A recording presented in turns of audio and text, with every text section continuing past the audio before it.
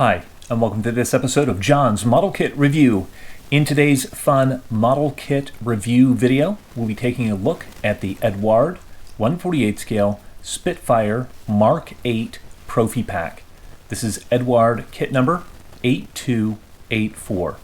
The Mk.VIII Spitfires were released by Eduard in 2015, and this is one of the initial ProfiPACK boxings of that kit. In this review, I'll give a little bit of the history of the Spitfire Mk.VIII. We'll go through the kit instructions, and we'll talk about any problem areas to watch out for during the construction phase of the build. We'll look at the detailing on the small parts that make up the landing gear and the engine and the interior of the kit. We'll look at the exterior surface detailing, and we'll talk about the fit of the major parts of the kit. We'll take a look at the clear parts, and we'll talk about the fit and the clarity of those. We'll also look at the marking options that are included in the kit, and we'll talk about the quality of the decals themselves. If you like in-depth model kit reviews and model building technique videos, please consider becoming a member. Depending on the level of membership, members get perks like early access to new videos, bonus content, etc. Your support is very much appreciated, and it will help me to continue to make great model making content on this channel. A brief history of the Spitfire Mk.VIII. The Spitfire Mk.VIII did not reach operational units until July of 1943. Unlike the preceding Spitfire Mk.IX, which was a hasty lash-up of the Merlin 61 engine and a Spitfire 5 airframe, the Spitfire 8 was designed from the outset with the Merlin 61 engine in mind, as well as structural improvements and improvements to the range of the aircraft as well. Thanks to their longer range, they served in the Mediterranean theater of operations and were flown by RAF as well as U.S. Army Air Force pilots, and were deployed by the RAF against the Japanese armed forces in India and Burma.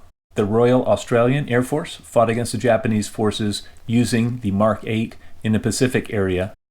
There were three subversions: the F Mk.VIII, powered by the Merlin 63 engine, the LF Mk.VIII, powered by the Merlin 66, and the HF Mk.VIII, powered by the Merlin 70. In comparison with the Spitfire Mk.IX, they had a retractable tailwheel and smaller ailerons. Three types of wingtips were utilized on this version of the Spitfire. The Mk.VIII was the third most numerous version of the Spitfire, with 1,658 examples built. Top speed on all versions of the Spitfire Mk.VIII was right around 410 miles an hour. Because of the different engines used, the top speed occurred at different altitudes between the versions. The Spitfire Mk.VIII was equipped with the C wing, and Mk.VIII armament was typically two 20mm cannons and four 30 caliber machine guns, all located in the wings. Before we get into the instructions, I'll give you the key to success with the Eduard Spitfire kits, and that is to take your time and enjoy the process and enjoy the high level of detail. If you're a person who's frustrated by a lot of small parts, I would say these probably aren't the kit for you. Looking at what comes in the box, we have 4 sprues of gray plastic parts and 1 sprue of clear parts. We also have a nice set of canopy masks that are included, as well as a pre-painted photo-etched fret.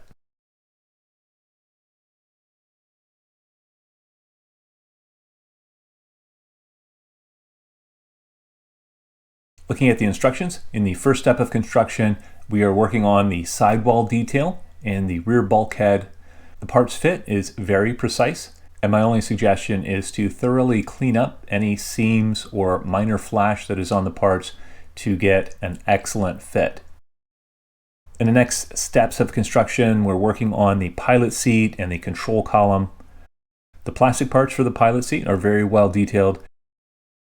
Moving on, we're adding the pilot seat and the cockpit floor to the starboard side fuselage half, and then we're adding the shoulder harnesses to that.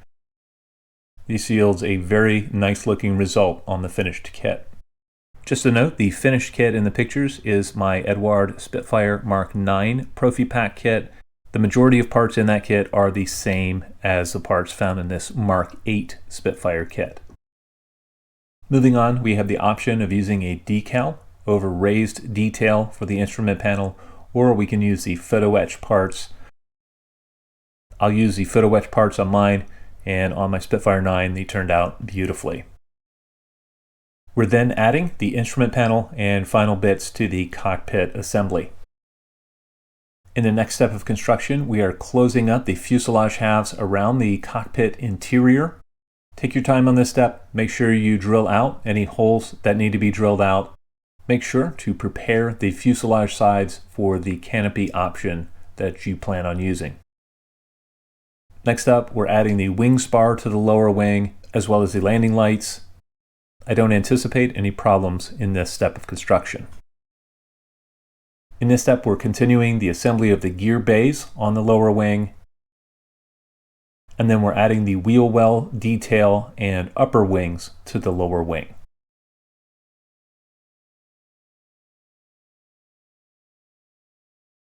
Next, we're building sub-assemblies for the upper engine cover, for the exhaust assemblies, and for the tailplanes.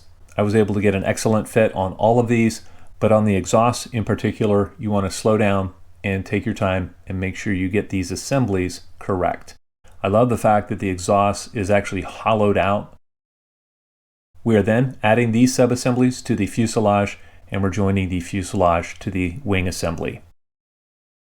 If you take your time, all of these parts will look great on the finished kit.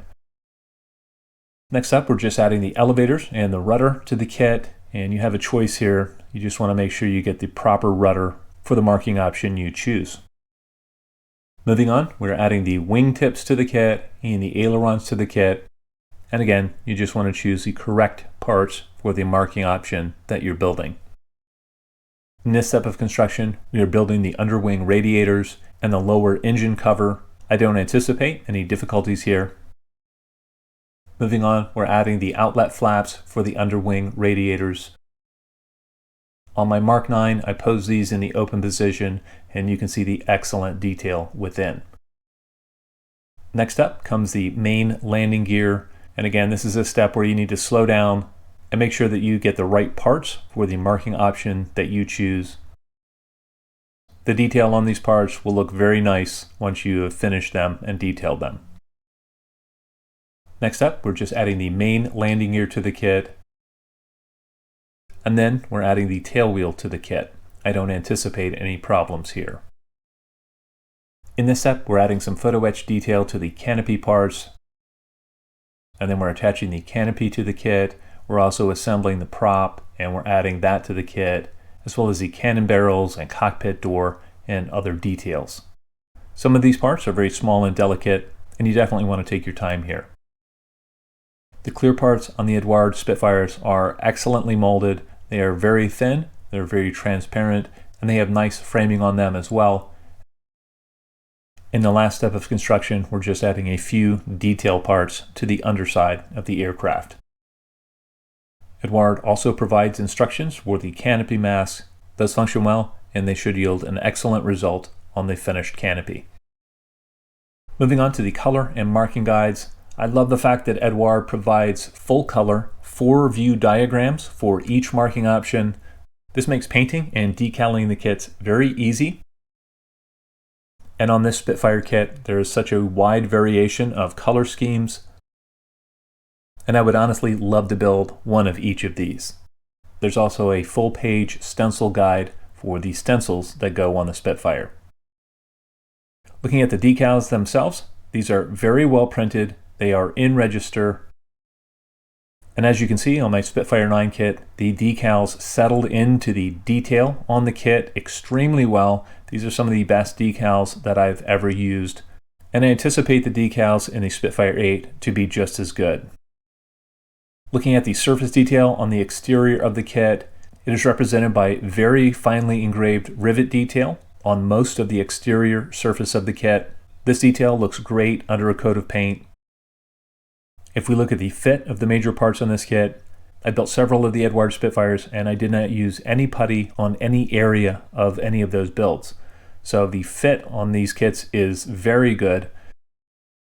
And as long as you clean up any flash between the parts, you should achieve an excellent fit throughout. I can highly recommend these kits to more experienced modelers who are used to dealing with the smaller parts. Well, I'd love to know what you guys think. If there are any Spitfire 8 fans out there, please let me know in the comment section below. Also, if you have a favorite color scheme that's included in this kit, let me know in the comment section below. As always, I hope you found this video entertaining and informative, and until next time, model on.